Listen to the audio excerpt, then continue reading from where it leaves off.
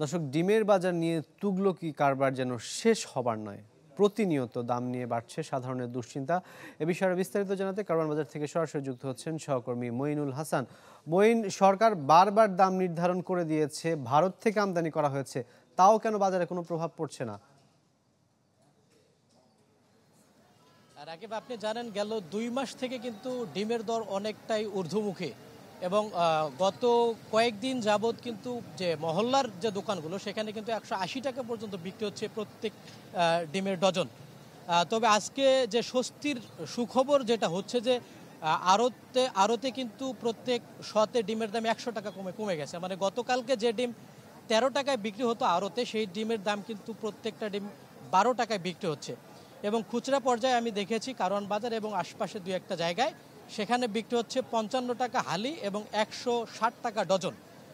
এই যে যেখানে 144 টাকায় আড়তে বিক্রি হচ্ছে, সেই ডিম যখন ভোক্তা পর্যায়ে চলে আসতেছে তখন কিন্তু সেটা 55 টাকা করে কিনতে হচ্ছে বা 160 টাকা ডজনে কিনতে হচ্ছে। এবং আড়তদাররা বলেছেন যে গত কয়েকদিনের তুলনায় যখন ভারত থেকে আমদানির খবর এলো, এবং এটার একটা কারণ এবং আরেকটি হচ্ছে যে কিছুটা আগের থেকে ডিমের সরবরাহ বাজারে বেড়েছে, এবং এই দুটো কারণে কিন্তু আজকে প্রত্যেকটা ডিমে 1 টাকা কমেছে। কিন্তু বাজারে কিন্তু ওই ভোক্তা পর্যায়ে তেমনটা কোনো ধরনের সুফল আমরা দেখতে পাচ্ছি না। ভোক্তাকে কিন্তু ওই আগের বাড়তি দামে ক্রয় করতে হচ্ছে। তো এই জায়গাতে তারা বলছেন যে যদি একদম একটু নজরদারি করা যায়, সরকারের যে দপ্তরগুলো রয়েছে তারা যদি সঠিকভাবে বাজার তদারকি করে, সেক্ষেত্রে কিন্তু দামটা নিয়ন্ত্রণে নিয়ে আসা সম্ভব। বিশেষ করে খুচরা পর্যায়ে এবং উৎপাদক পর্যায়ে এই দুটো জায়গায় কিন্তু হাত দিতে হবে। এবং একই সাথে বলে দিতে চাই, গত পরশুদিন কিন্তু 2,31,000 ডিম আমদানি করা হয়েছে এবং সেই ডিমের দাম পড়েছে 7 টাকা 25 পয়সা দরে।